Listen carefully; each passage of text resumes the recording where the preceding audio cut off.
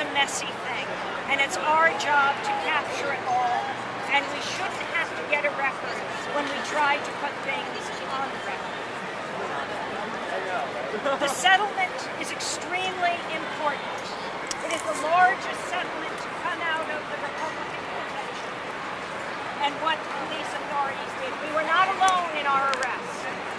More than 40 reporters were arrested. Let this send a message to police departments around the country as we move into the next conventions in Charlotte and Tampa, that the police must not violate our freedom to cover what is happening in the streets. It is not only a violation of freedom of the press, but a violation of the public's right to know. And we are particularly gratified to have come out of this settlement with the training agreement on the part of the St. Paul Police Department, working with the Center for Constitutional Rights and the ACLU and the Reporters Committee for Freedom of the Press to come up with a training manual and a training process so that the St. Paul Police, and they will urge the Minneapolis Police and the state police to do the same, will be trained in how to deal with reporters, not to engage in arrests of reporters or to engage in unlawful arrests at all. I want to thank you all for coming and thank the Center for Constitutional Rights and thank Stephen Reese and the lawyers at Weil Gotshal and Albert Goins of Minneapolis, our local lawyer there, for their tremendous work in helping us to achieve this settlement for freedom of the press in America today. Now my colleague, Democracy Now! Senior producer, but now correspondent, Sharif. What about here?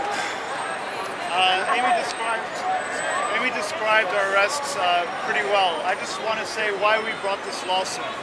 The reason we brought this lawsuit is because we want to stop police acting with impunity, arresting journalists and covering demonstrations. This is a right that is enshrined in the Constitution.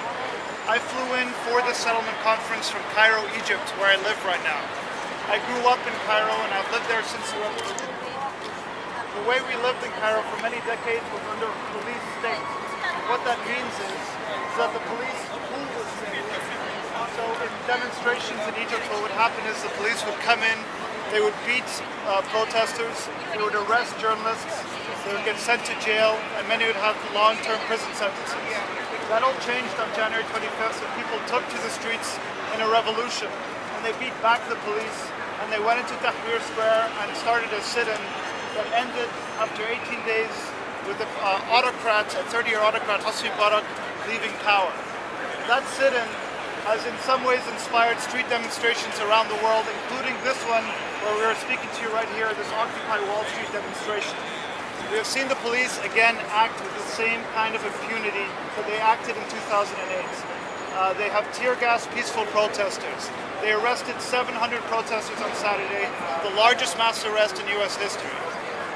We hope that this settlement, both the financial settlement and the training that the St. Paul Police and hopefully Minneapolis Police and statewide will have to undergo, learning how to treat journalists covering demonstrations and also citizens covering demonstrations as well, that they cannot act with this kind of impunity, that there is some kind of punishment that will eventually come.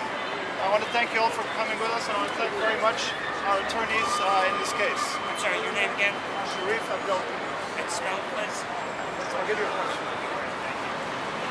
Hello everyone, my name is Anjana Samant. I'm the attorney from Center for Constitutional Rights. I also worked on this case. I just want to add that, in recent years we've seen a resurgence of public protest, of social activism. In moments like these, today, it's no coincidence that we're standing here today and holding this press conference where Occupy Wall Street has been going on. Journalists serve a vital function. Not all of us can be here. Not all of us can be on the front lines of a protest. Not all of us can be in Washington, D.C. when people stand outside the Supreme Court or outside the White House or outside Congress to voice their opinion and exercise true grassroots democracy. Journalists and everyone who exercises their right to speak, their right to dissent, their right to document what the government is doing and spread that information serve an absolutely vital function in our society. The settlement in this case is a great reminder and an excellent victory, not just for journalists, but also for the public and the Constitution. We have to make sure that we can exercise these rights, that the police do not engage in preemptive arrests, that the police do not overstep their authority when they're exercising their powers. We need to make sure that as these protests, as the presidential conventions next year happen, as movements like the one we're standing in the middle of today continue, that these voices get disseminated across the country. The First Amendment does not only allow embedded reporters. The First Amendment does not only allow the government to sanction and permit one viewpoint. It has to allow every camera and every voice and every journalist to speak without any kind of censorship or repression. So we thank you very much, and I believe we'll take questions at this time. Amy, Sharif, how has this changed how you guys are going to take addressing issues in the future? It's evolving. Repeat the question. The question was, how will this change how we cover events in the future? This will not change how we cover events in the future, but I hope it will change how police deal with these public protests in the future.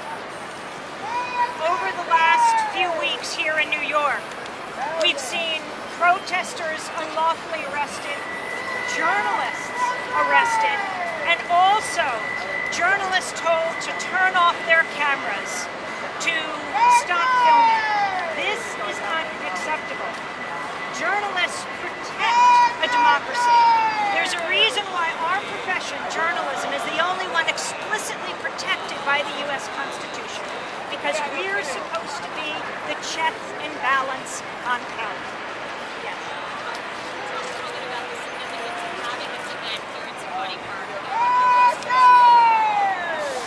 We are covering the protest here at Occupy Wall Street. Democracy Now! Is covering this Occupy Wall Street encampment daily on Democracy Now! It is these kinds of public protests, these shows of public dissent, where so often the police crack down, as we have seen, with one of the largest mass arrests of protesters in the history of this country just this past weekend. It is absolutely critical that we be able to cover these protests, that journalists be able to do their job. It protects all of us, not only journalists, but the protesters and the police as well. Journalism is essential to the functioning of a democratic society.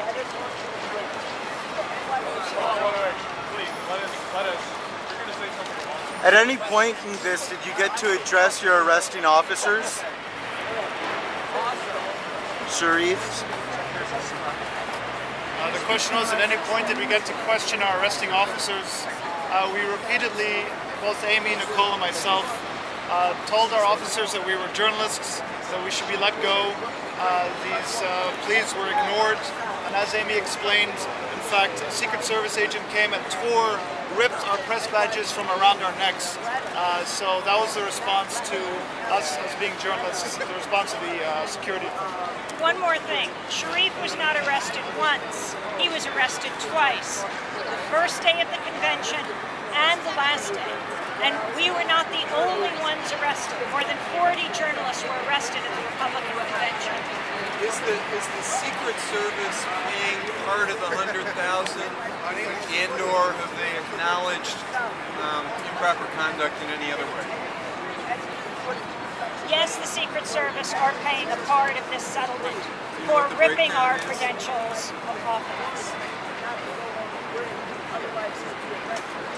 As is typical in settlements, no one is explicitly acknowledging that they did something wrong. But the big but here is that Minneapolis, St. Paul, police departments are all, and hopefully all the police officers in Minnesota are going to engage in a training to better make their police sensitive to the rights of journalists. That training program is the best acknowledgement of the importance of these rights, and it's the best acknowledgement that the police have to be sensitive to the rights. So that is, actions speak much louder than words in this context. The actions of the St. Paul Police Department, and hopefully the Minneapolis Police Department as well, speak louder than any words that they do. The Secret Service, do you know how much of a settlement the Secret Service is paying? And have they adopted any new training programs? Have they disciplined the officers and the Secret Service agents involved?